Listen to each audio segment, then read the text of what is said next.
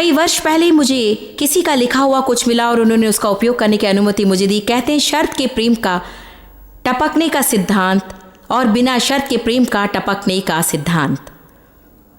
आप इसे मेरी किताब ब्यूटी फॉर एशेस में पाएंगे। टपकने का सिद्धांत का अर्थ है कि ये हुआ और फिर उसके कारण वो हुआ, फिर उसके कारण ये हुआ, फिर उसके कारण वो होता है, इसलिए आप इन सब समस्याओं के साथ यहाँ नीचे हैं। और ये कहाँ पर शुरू हुआ? यहाँ पर एक छोटी सी बात में।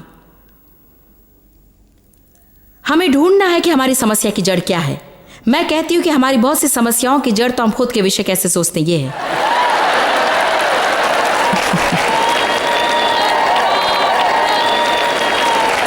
मेरी प्रार्थना का जीवन सही नहीं है। आप सिंहासन तक हियाव के साथ नहीं जा सकते, ऐसा महसूस करते हैं, क्योंकि यीशु के साथ क्या सही है ये देखने की बजाय आप में क्या गलती है ये देखते हैं। यीशु ने आपके लिए जो किया है उसकी बुनियाद पर जाने की बजाय आप अपने सम्मान में और अपने भले कामों के लेखा जोखा की बुनियाद पर जाते हैं। मसीह में होने का यही तो अर्थ होता है। मैं खुद में नहीं हूं, धन्यवाद परमेश्वर। मैं मसीह में हूं। मैंने गलती की, मैंने पाप किया, मैंने गलत काम किया है, परंतु मुझे क्षमा किया गया है। हालेलुया। मैं दोष भावना और दंड आज्ञा से आजाद हो गई हूं।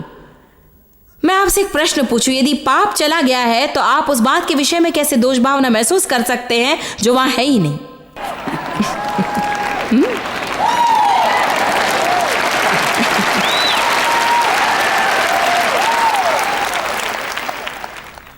फिर मैं किसी बात के लिए दोष महसूस नहीं कर रही हूं क्योंकि वहां कुछ भी अस्तित्व में नहीं है।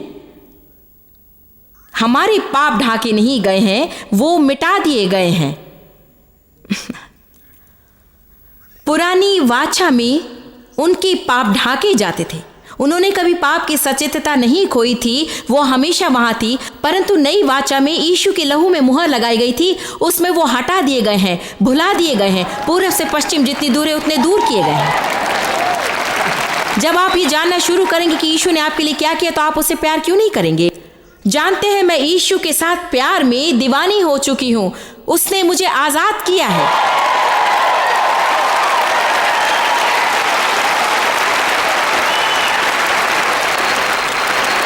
यदि लोग सच में जान जाएं कि वो कैसा है। आइए मैं इसे आपके लिए पढ़ूं, इसके लिए 1 मिनट लगेगा। यदि आप सोचते हैं कि यीशु मुझसे प्यार करता है परंतु वो मुझसे शायद के साथ प्रेम करता है, इसलिए यदि मैं वो विश्वास करूं कि उसका प्यार मेरे काम पर आधारित है तो फिर उसे खुश करने के द्वारा मुझे उसका प्रेम पाना है। तो जब मैं उसे प्रसन्न करूंगी तो मैं प्यार किया जाना महसूस करूंगी, और जब मैं उसे प्रसन्न ना करूं तो मुझे इनकार किया गया महसूस होगा। जब परमेश्वर आपसे प्यार करता है तब भी आपसे प्यार नहीं किया गया ऐसा आपको लगता है। मैंने कई वर्षों तक महसूस किया कि मुझसे कोई प्यार नहीं करता, और कई बातों में वो तो पूरा सच नहीं था। जबकि मुझे क्षमा की गई थी, फिर भी मैं कई वर्षों तक दोष भावना महसूस करती रही। हम हमारी भावना की बहुत सुनते हैं।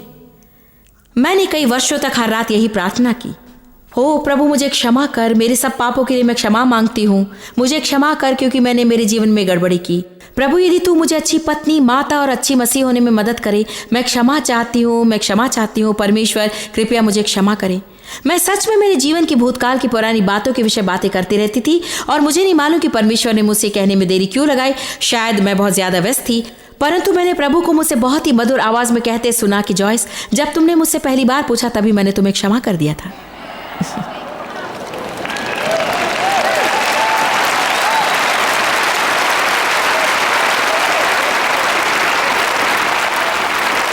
फिर उसने कहा तुम्हें खुद को क्षमा करना है।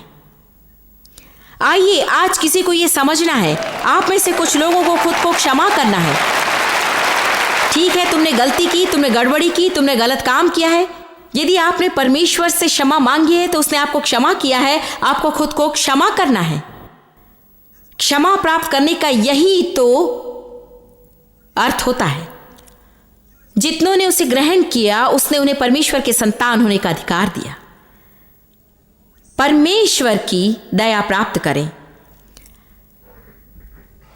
यदि मैं ये सोचूं कि जो मैं करती हूँ उस पर उसका प्रेम आधारित है, तो फिर मुझे सच में उसे प्रसन्न करने के लिए बहुत कोशिश करनी होगी। और मैं प्रभु को प्रसन्न करने के लिए बहुत परिश्रम करती हूँ, ना कि कुछ पाने के लिए। मैं उसे प्रसन्न करने के लिए कठिन परिश्रम करती हूँ, क्योंकि मैं आश्चर्य करती हूँ कि वो मुझसे प्रेम करता हूँ। मैं इसे इसलिए नहीं कर रही हूँ कि मेरे लिए कुछ करे, मैं इसे इसलिए कर रही हूँ कि उसने मेरे लिए पहले से ही सब कुछ कर दिया है। क्या आप अंतर देख रहे हैं? ये तो दो अलग अलग पहुंचने के तरीके हैं। और जब मैं कुछ अच्छा करने की कोशिश करती हूँ कि परमेश्वर मेरे लिए कुछ करे, तो मेरा उद्देश्य गलत होता है और ये कभी काम नहीं करेगा, क्योंकि परमेश्वर की अर्थव्यवस्था में काम नहीं करता। मैं तो बस अपनी उस आराम कुर्सी पर ही बैठी हूँ, मेरे अच्छे काम कर रही हूँ, परमेश्वर को प्रसन्न करने की कोशिश कर रही हूँ, परंतु मेरा उद्देश्य पूरा गलत है। प्रभु नहीं जानता कि मैं कितनी आशा करती हूँ कि हर एक व्यक्ति जो खुद को मसीह कहता है वो ये समझ जाए कि यहाँ मैं आज क्या प्रचार कर रही हूँ। यदि हम ये जान जाएं कि हम मसीह में कौन है, तो बस एक महीने में मसीह की देह में क्या होगा और हम संसार पर कैसे प्रभाव डाल सकते, इसके विषय में विश्वास भी नहीं कर सकती हूँ।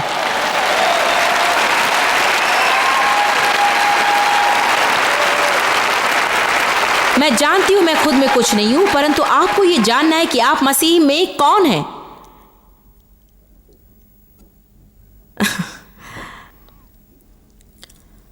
मैंने भी वही युद्ध लड़ा है जिसे आप लड़ रहे हैं। शैतान ने प्रतिदिन मेरा आनंद चुराया था। मैं निरंतर दोष भावना और दंड महसूस कर रही थी। मैंने बाइबल बहुत पढ़ने की कोशिश की ताकि परमेश्वर मुझ पर घमंड करे। सभाओं में उपस्थित रही ताकि परमेश्वर मुझ पर घमंड करे। वो सब किया जिससे प्रभु मुझ पर घमंड करे। मैं नहीं समझ पाई कि काम क्यों नहीं कर रहा था। मैं बस इतना ही कर रही थी। मैं आराम कुर्सी पर बैठी थी और खुद को थका रही थी। मैं बस अपनी धार्मिक नाव में बैठी हुई थी, आने वाली हर बात की ओर जाती और बखेड़ी में पड़ जाती कि मुझे कोई उन्नति क्यों नहीं मिल रही। हाँ प्रभु, इस हफ्ते मैंने प्रतिदिन 30 मिनट प्रार्थना की। मैं प्रतिदिन 6 अध्याय पढ़ती रही हूँ।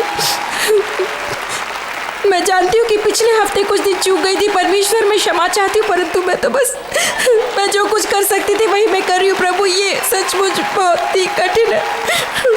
मैं क्षमा मांगती हूँ परमेश्वर की मैं बहुत गड़बड़ी में हूँ। प्रभु, मैं खुद से घृणा करती हूँ, कुछ सही नहीं हो रहा है।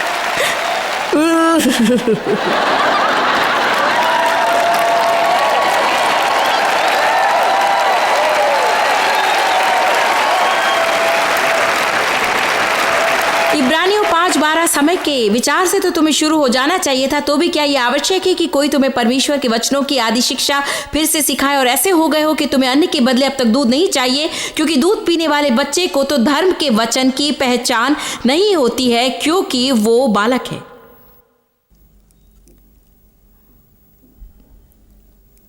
हमें धार्मिकता को समझना है और उसे पहनना है और महसूसीकरण के सामने झुकना बंद करना है। ये बातें आपको बदल देंगी, ये आपको उस स्थान पर रखेंगी जहां सुबह आपके बिस्तर से उठते शैतान भाग खड़ा होगा। वो आपसे डरेगा, ना कि आप उससे डरेंगे।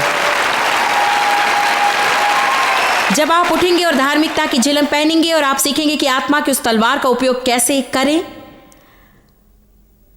परमेश्वर के वचन के द्वारा उसके टुकड़े करेंगे और उसे याद दिलाएंगे कि यीशु का लहू आपके लिए बहाया गया था।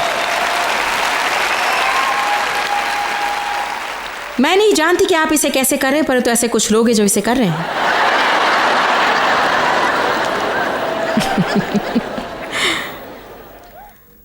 मैं जानती हूं कि सामान्यतः आप ऐसा नहीं सुनते हैं, परंतु मैं जो कुछ कह रही हूं हर एक बात परमेश्वर के वचन से ये मैं साबित कर सकती हूं। आमीन। मैं आप लोगों को एक बात बताऊं, मेरे सामने यहां पहली कतार में सबसे उत्तम ऐसे थियोलॉजियन बैठे हुए हैं। उन्होंने मेरे हाथ की जितनी लंबी डिग्री प्राप्त की है, ये वो PH, BA और MA, ये सब बातें। डॉक्टर कैंडल, क्या मैं सच कह रही हूं आज? हां, कह रही हूं। उन्होंने कहा मैं सच कह रही हूं।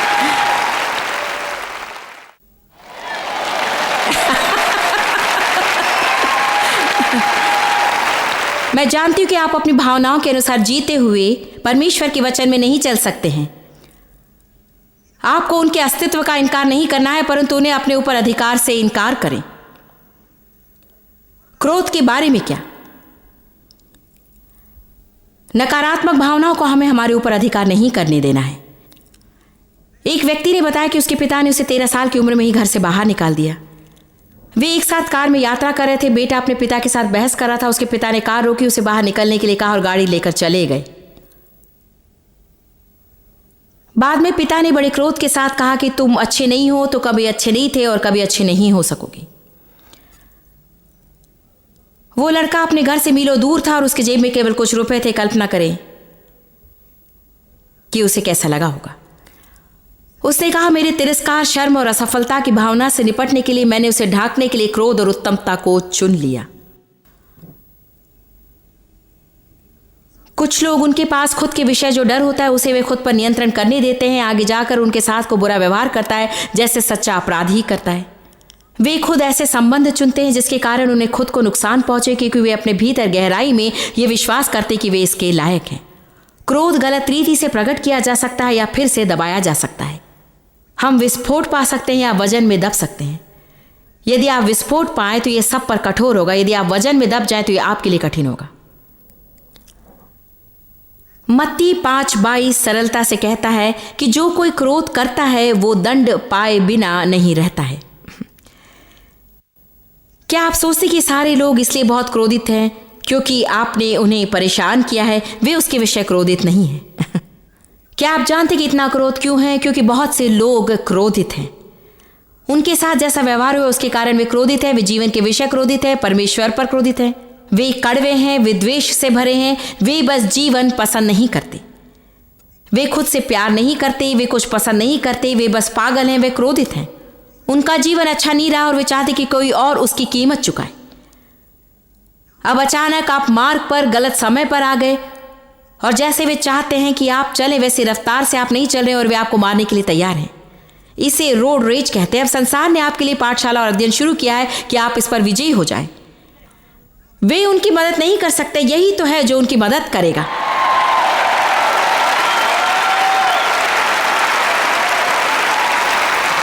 मेरे बचपन में जो मुझे चाहिए था वो मुझे नहीं मिला, परंतु परमेश्वर ने कहा मैं तेरा पिता होऊंगा। पिता क्या होता है? पालन पोषण करने वाला, सुरक्षा करने वाला, उठाने वाला, परिवार का प्रबंधक। पिता के बिना यदि हम पीछे मुड़कर देखें तो एक बुनियाद नहीं पा सकते। हमने सही आरंभ नहीं किया। मेरे पिता ने मुझसे बुरा व्यवहार किया था। मेरे पति के पिता शराबी थे जिन्होंने अपना अधिक समय शराब पीते हुए गुजारा। उनका अपने बच्चों के साथ सही संबंध अनुशासन का था। मेरा सबसे बड़ा बेटा मेरे पहले विवाह से है और फिर उस आदमी ने पूरे जीवन भर उस पर कोई ध्यान नहीं दिया, उसे कभी देखने की कोशिश नहीं की, उसे किसी भी रीति से मदद करने की कोशिश नहीं की। डेव ने उसे 1 वर्ष की उम्र में ही गोद ले लिया और वो हमेशा उसके पिता बने रहे। परंतु फिर भी मैं विश्वास करती हूँ कि जब जिससे आपसे प्यार करना चाहिए था वो आपसे प्यार करता है तो आत्मा में कुछ होता है। अब यहाँ हम केवल 6 लोग थे, डेव और मैं और 4 बच्चे, और हम 6 में से 3 लोगों की सही जड़ नहीं थी। अब डेव ने डेविड के साथ बहुत अच्छा व्यवहार किया, परंतु मैं बस कह रही हूँ कि वहाँ एक रुकावट थी। डेव और मैंने जो हो सकता था वो किया, परंतु यदि हमारे पिता की ओर से हमारी अच्छी देखभाल नहीं हुई तो हम अपने बच्चों की अच्छी देखभाल कैसे करेंगे? क्योंकि आप जो जानते हैं वही देते हैं।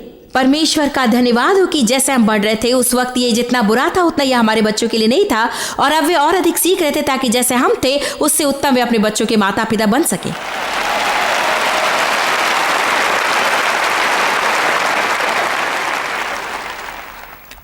आज कई हजार बच्चों की परवरिश पिता की बिना की जा रही है। कई बार माताएं उनके घर में पिता का किरदार निभाती हैं। उनमें से हर कोई पहले से भी बुरा होता है। आप कहेंगे तो उत्तर क्या है? मेरे माता पिता में से एक ही ने मुझे बढ़ाया। क्या आप जानते जो आपको लोगों से नहीं मिला वो आपको परमेश्वर से मिल सकता है। प्रभु का धन्यवाद हो, इसीलिए वचन में उसको पिता कहा गया है। जब मैं इसका अध्ययन कर रही थी तब मुझे कुछ मिला जिसे मैंने पहले कभी नहीं देखा था। हमारे पिता तू जो स्वर्ग में है, यीशु ने कहा मैं और मेरा पिता एक है। पिता मेरी मदद कर। पिता मैं जो तुझे करते देखता हूं मैं वही करता हूं। उसने हमेशा उसे पिता कहा। यीशु ने कभी उसे परमेश्वर नहीं कहा, उसने उसे हमेशा पिता कहा।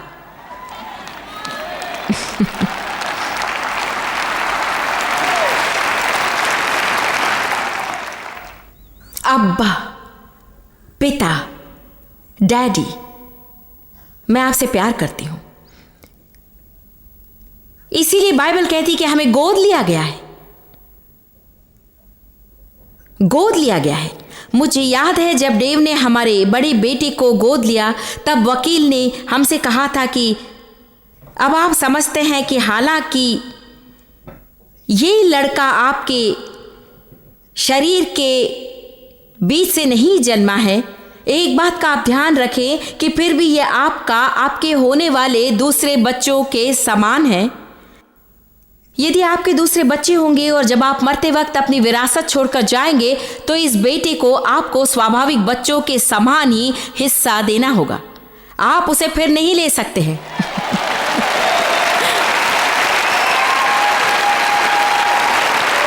हालेलुया। पिता परमेश्वर हमें वापस नहीं कर सकता है। जब वो हमें गोद लेता है तो हम उसके हैं।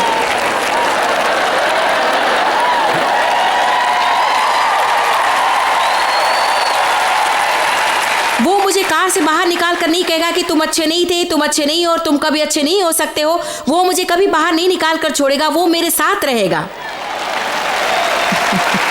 जब वो कहता है वो तुम्हें न कभी छोड़ेगा न कभी त्यागेगा। भजन 27:10 कहता है कि मेरे माता पिता मुझे छोड़ सकते हैं, प्रभु कहता है मैं तुम्हें उठाऊंगा और तुम्हें अपनी संतान के रूप में गोद लूंगा। उसे पिता कहें। जानते हैं, मेरे जीवन में कई वर्षों तक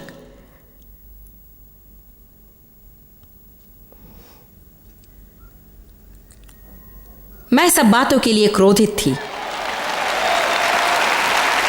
मेरे साथ बुरा व्यवहार हुआ, मेरे साथ सही व्यवहार नहीं हुआ और ये ठीक नहीं था कि मेरे कोई पिता नहीं थे। ये सही नहीं है। मैं क्रोधित हूं, संसार मेरा कर्जदार है और मैं किसी से उसे वसूल करूंगी और किसी न किसी को दाम चुकाना होगा। फिर अंत में मैंने ये देखा, परमेश्वर ने कहा मैं तुम्हें वापस चुकाऊंगा, मैं तुम्हारी परेशानी के बदले दुगना दूंगा, मैं तुम्हें गोद लूंगा, तुम्हें मेरी संतान बनाऊंगा, तुम्हें न छोड़ूंगा और न त्यागूंगा, मैं तुम्हारा पिता हूं। यदि आपकी ओर से परमेश्वर है तो आपके पास बाकी कुछ नहीं रहा तो भी कोई फर्क नहीं होता।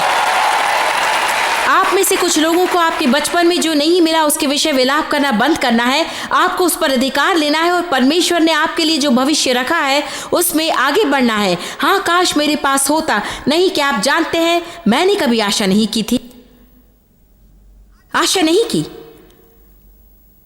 मैंने कभी आशा नहीं की थी कि मेरी सही परवरिश होगी। आप जानते क्यों? मैं कभी यहां खड़ी रहकर आपको जो आज बता रही हूं वो नहीं बता सकती थी।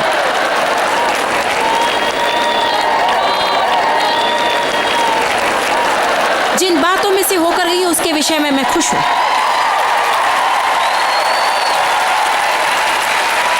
ये सब कहने के लिए मेरे पास समझ नहीं होती, परंतु जिन बातों में से होकर गई हूं उसके लिए मैं खुश हूं, क्योंकि देने के लिए अब मेरे पास कुछ है।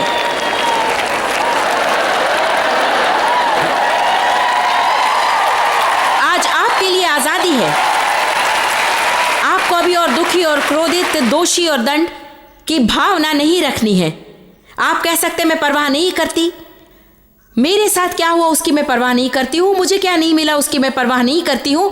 मैं परवाह नहीं करती हूँ कि मेरी परवरिश कैसी हुई, क्योंकि मुझे पिता मिल गया है, मुझे मेरी हर जरूरत मिल गई है और मैं मेरे दर्द को लूंगी और उसे किसी और का लाभ होने दूंगी।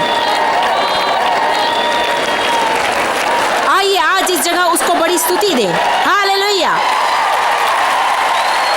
पिता परमेश्वर, हम तुझसे प्यार करते हैं। हालेलुया। हम तेरा धन्यवाद करते हैं प्रभु।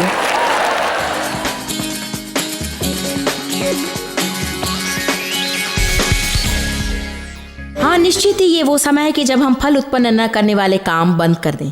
हम चाहते हैं कि हम उस आराम से झूलने वाली कुर्सी पर से उठ जाए जो आपको व्यस्त रखती है परंतु कहीं नहीं ले जाती है। कई लोग जब बुरा महसूस करते हैं तभी सही महसूस करते हैं। हाँ, हमें किए हुए गलत कामों के लिए खेद होना चाहिए, परंतु लंबे समय के लिए दोष भावना महसूस करना लंबी समय तक तो समय बर्बाद करना है और आपके जीवन में कोई फल निर्माण नहीं करता।